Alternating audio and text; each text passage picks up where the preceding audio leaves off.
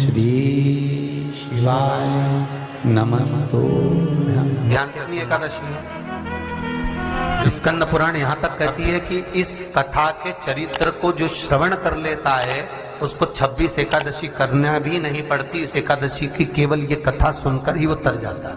बहुत ध्यान से सुनना इसको कथा, तो बड़े भाव से सुन लो इसको, है? बड़े प्रेम से। इसलिए सारी एकादशियों में निर्जला एकादशी की महत्वता शास्त्र प्रमाण करता है महाराज। निर्जला एकादशी का उद्यापन जो करा जाता है, उसका उद्यापन और प्रदोष का जो उद्यापन करा जाता है, इन दोनों का क्रम लगभग एक जैसा ही। तो निर्जला पहुंची है और निर्जला ने जाकर भगवान नारायण से निवेदन करा। भगवान विष्णु ने पूछा, क्या बात है निर्जला, आज तुम खेलती हुई यहां पर आकर खड़ी हो गई, क्या हुआ, क्या है? क्या तुमको गौलोक धाम में आनंद की अनुभूति नहीं हो रही जो तुम वैकुंठ में आई हो? निर्जला घूमती घूमती भगवान के सम्मुख में पहुंच गई। भगवान ने पूछ रहे हैं, बार बार पूछा, निर्जला हुआ क्या तुमको?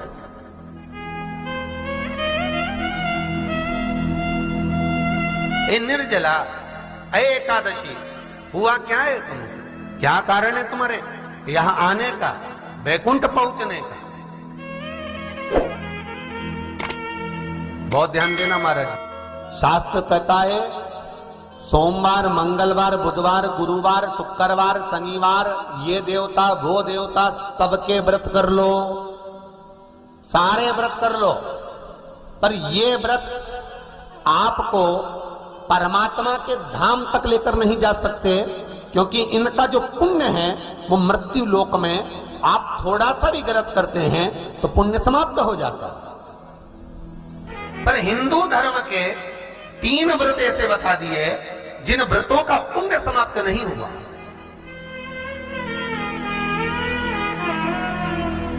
हिंदू धर्म के 3 व्रत ऐसे हो गए जिनका पुण्य समाप्त नहीं हुआ महाराज। क्यों? जिनका पुण्य प्रबलता में बढ़ता गया। पहले नंबर पर एकादशी, दूसरे नंबर पर प्रदोष और तीसरे नंबर पर शिवरात्रि। एकादशी भी 26 है तो प्रदोष भी जम के बोलते जाओ 26 है। शिवरात्रि केवल 12, केवल 12,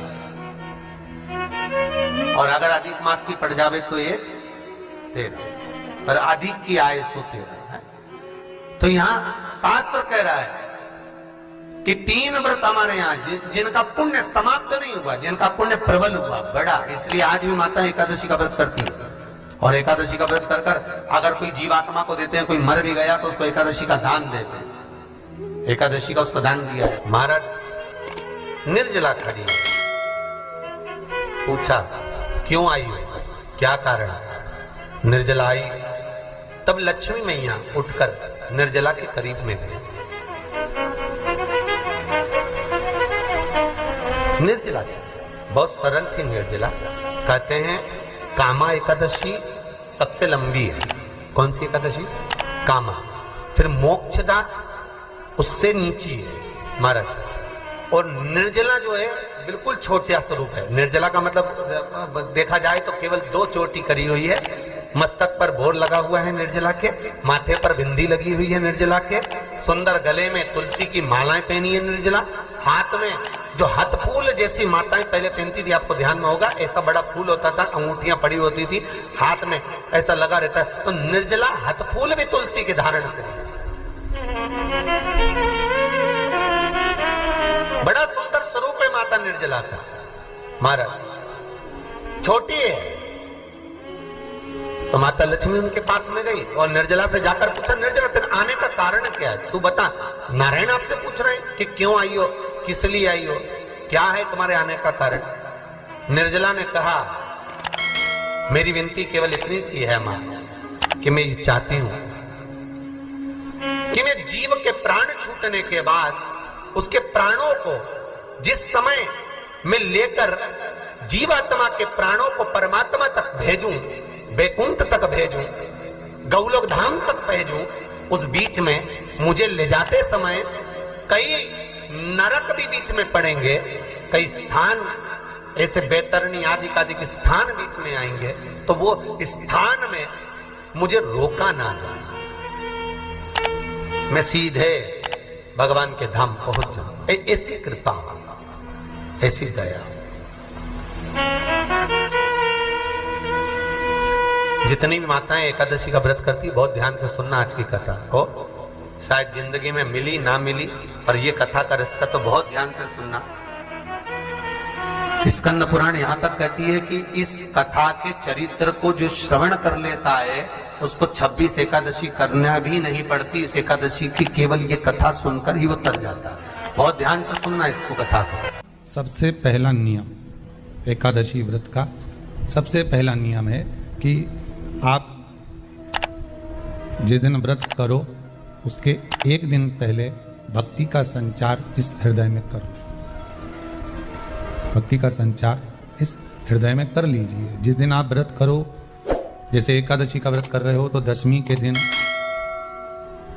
शाम का समय जब आवे, रात्रि जब होने लगे, शाम का समय आवे और रात्रि का आप जब भोजन ग्रहण करो तो उस भोजन में कोई ऐसा पदार्थ ग्रहण मत करिए जिस पदार्थ के कारण आपकी एकादशी बिगड़ जाए। कोई बेकार भोजन में ग्रहण नहीं करना, श्रेष्ठ भोजन ग्रहण करिए दशमी। और एकादशी का दूसरा नियम बहुत ध्यान से सुनिएगा। जिस दिन आपकी एकादशी का व्रत हो उस दिन प्रयास करिएगा कि अपने हाथ से किसी भी वृक्ष की कोई पत्ती टूटे ना। अपने हाथ से किसी भी वृक्ष की, पौधे की, किसी भी वृक्ष की पत्ती अपने हाथ से ना टूटे। बहुत ध्यान दीजिएगा महाराज। एकादशी का ये दूसरा नियम है कि अपने हाथ से किसी पौधे की, किसी वृक्ष की, किसी डाली की कोई पत्ती टूटे ना, कोई पत्ती ना टूटे, इसका प्रयास करिए।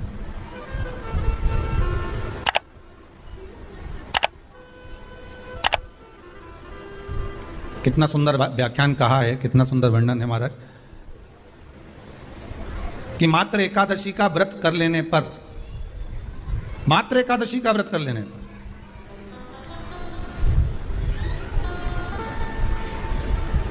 जो पूर्व में किया गया हमारा पाप कर्म है, हमने किसी जीव की हत्या करी है, हमने किसी को कष्ट प्रदान करा है, हमने किसी को अपशब्द कहा है, हमने किसी को ताने दिए, हमने किसी को आड़ा टेढ़ा कहा है, हमने किसी को गालियां दे दी है, मात्र एकादशी का व्रत ही कर लेने पर ये सारे जो दोष हैं वो समाप्त हो जाते हैं।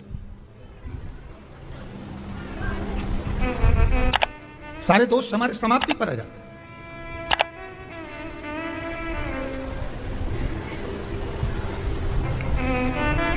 अब एक विचार करिएगा थोड़ा सा अपने मन में, अपने चित्त में, अपनी वृत्ति में एक बात उतारिएगा, एक अपने मन में एक बात को उतार कर रखिएगा कि आप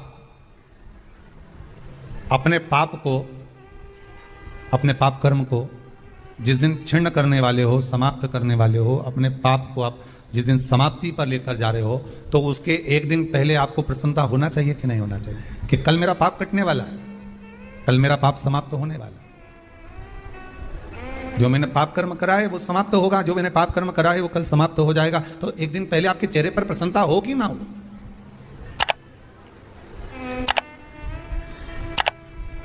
और चेहरे पर वो प्रसन्नता आपके आना चाहिए कि कल मेरा एकादशी का व्रत है, आज दशमी है, कल एकादशी का व्रत है, तो कल मेरी जब एकादशी का व्रत रहेगा तो मेरा ना जाने कितना कितना पाप, कितना असत्य, कितना कितना झूठ, कितना कितना प्रपंच वो समाप्त हो जाएगा। इसमें मुझे प्रसन्नता हो, इसमें मुझे आनंद था।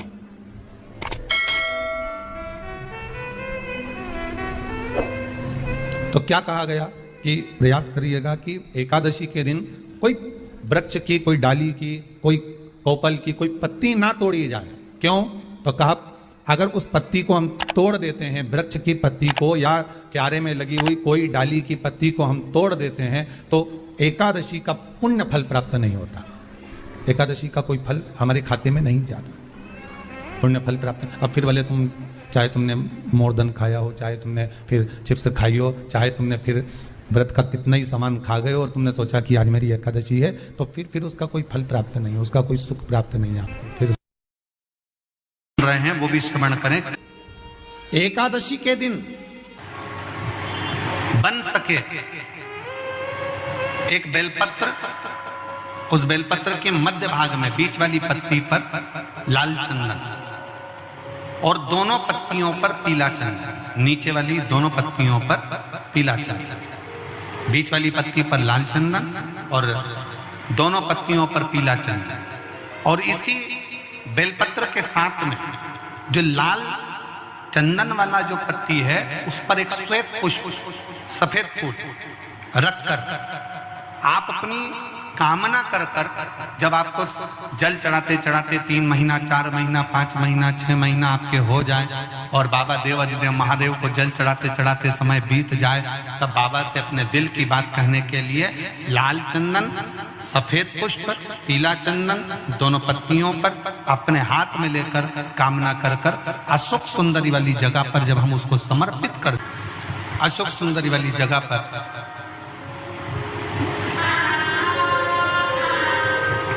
ये शिवलिंग जलाधारी और उसके सामने का जो भाग है उसके मध्य भाग में अशोक सुंदरी का स्थान। बस इसी स्थान पर बेलपत्र और श्वेत पुष्प, बीच वाली पत्ती पर लाल चंदन, आसपास की पत्तियों पर पीला चंदन और वो शिवलिंग की सम्मुख में जो अशोक सुंदरी का स्थान है वहां समर्पित कर उस स्थान। ये रोज नहीं करना, फिर ध्यान देना, कभी कभी 4-6 महीने निकल जाएं, 8 महीने निकल जाएं, 3 महीने निकल जाएं, 5 महीने निकल जाएं उस स्थान, और ये हमने एक बार नहीं बताया, इसको पहले भी वर्णन कर सकते। एकादशी के दिन गंगा के जल में मात्र 7 बेलपत्री डालकर जो नंदीश्वर भगवान अर्थात जो शंकर जी के शिवलिंग के सामने नंदी होता है, उस नंदी के चरण पर गंगा का जल चढ़ाकर बेलपत्री शिव पर समर्पित कर देता है, उसके घर में रुपया रुकना चालू हो जाता है, फिर वो गलत जगह पर नहीं जाता, गलत स्थान पर वो धन जाएगा ही नहीं। बेटा अगर व्यसन में पड़ा हुआ है, मदिरा पान में पड़ा हुआ है, मांसाहार में, जुए आदि में जा रहा है, तुम्हें लग रहा है कि मेरा बेटा गलत मार्ग पर जा रहा है, ये मित्र दोस्ती गलत हो रही है, वो सही जगह पर आ जाए तो हो रही है। 30,000 रुपये महीना, 40,000 रुपये महीना कमा कर लेकर भी आ रहा है, कमाई तो आपकी हो रही है। 30-40 हज़ार रुपये महीना आप कमा रहे हो, 50,000 रुपये महीना, 1 लाख, 2 लाख, 4 लाख रुपये आप कमा भी रहे हो, पर आया और चला गया, उसका क्या करोगे?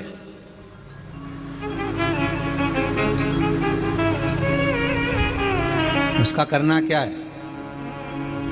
बहुत सुंदर संवाद है, ध्यान दीजिएगा। जिसके घर में कमाने वाले 2-4 हैं, पैसा तो आ रहा है पर घर में टिक नहीं रहा, डॉक्टर में, पुलिस में, एक्सीडेंट आदि में, कहीं गलत जगह पर व्यसन में अगर पैसा जा रहा है, जुए में, मांसाहार, मदिरा पान, या कहीं आया पैसा, पैसा आने में कमी नहीं, आ रहा है पर टिक नहीं रहा, रुक नहीं रहा, कोई मांगने आ गया, दे दिया, फिर वहां से अपने पास नहीं आ रहा, अपन कह रहे हैं भैया हमारा पैसा लौटा दो, नहीं आ रहा।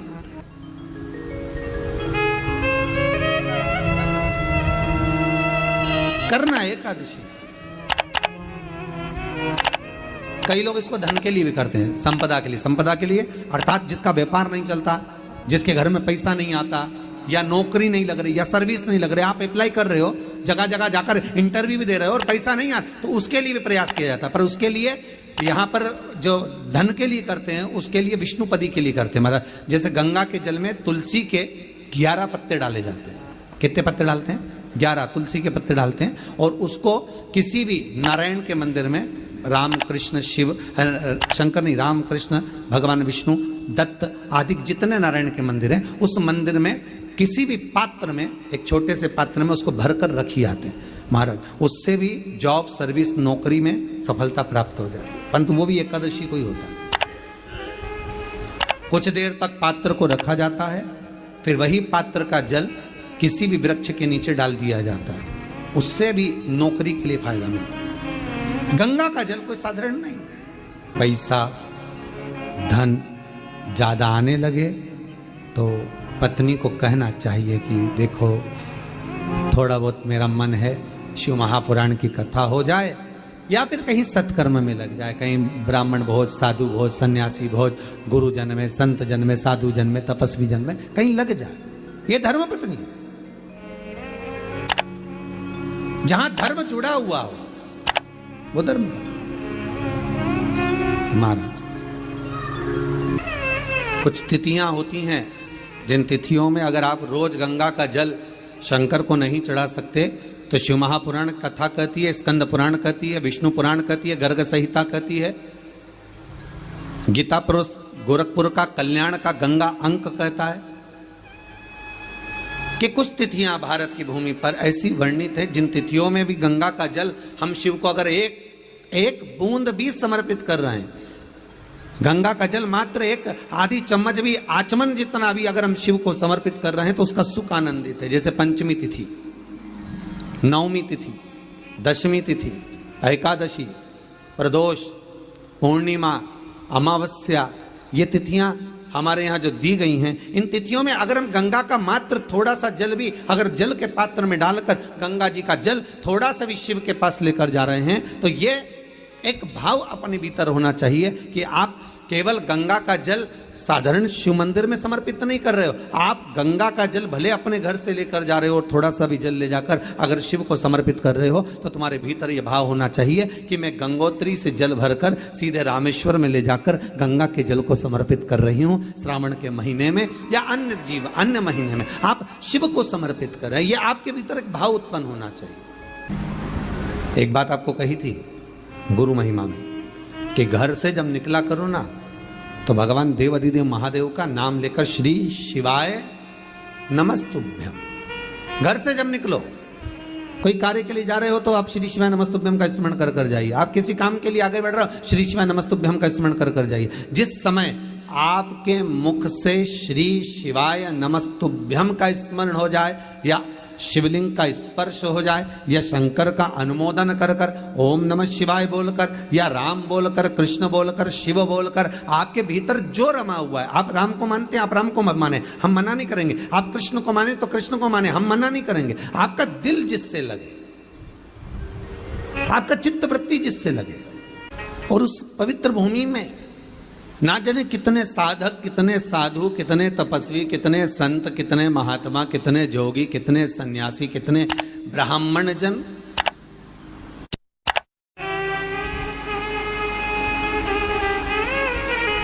पवित्र भूमि,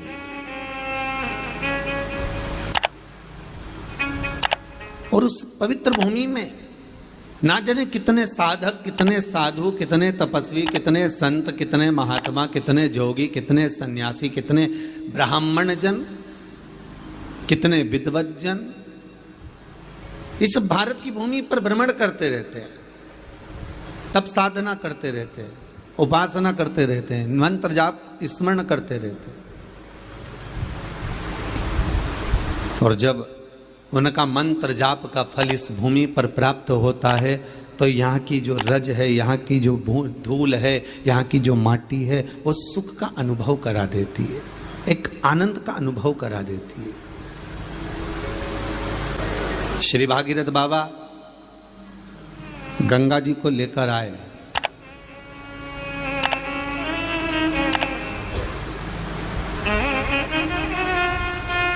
भागीरथ बाबा तो गंगा जी को लेकर आए 60,000 काकाओं के उद्धार के लिए,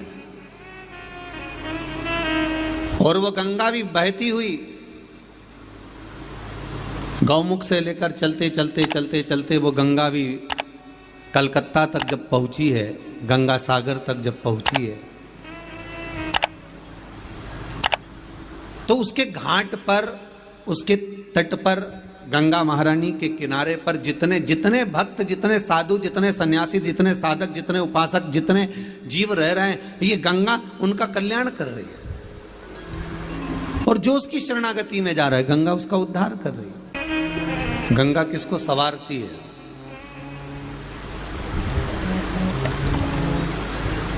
किसी ने कहा कि प्राण छूटे और गंगा जी में ले जाकर अस्थियों को छोड़ दो तो गंगा मोक्ष देती है। विष्णु पुराण में, गर्ग संहिता में, देवी भागवत में, शिव महापुराण में, स्कंद पुराण में लेख लिखे हैं कि गंगा जी ने शंकर जी से वर मांगा था कि मेरे जल में जब तक जीव की अस्थियां पड़ी रहेंगी तब तक वो जीवात्मा वैकुंठ का भोग भोगेगी।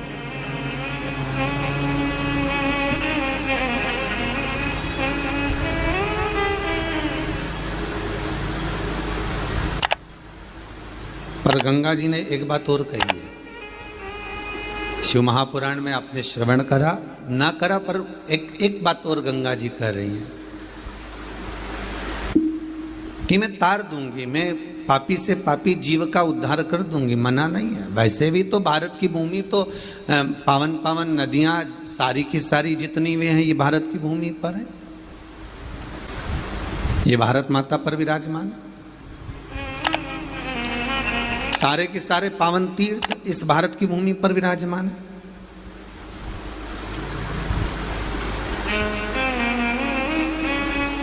पुण्यमय नदियां, पुण्यमय तीर्थ, पुण्यमय तालाब, सरोवर जितने भी हैं ये सब इस भारत की भूमि पर हैं। गंगोत्री में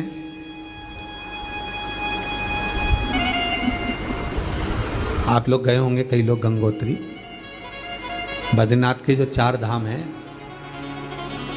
यमुनोत्री, गंगोत्री, केदार और बद्रीनाथ।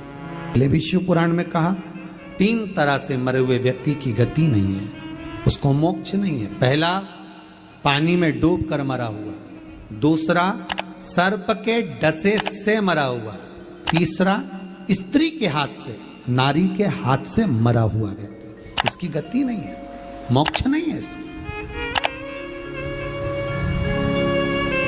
इनकी गति केवल एक है, वो है शिव महापुराण की कथा। अगर कोई पानी में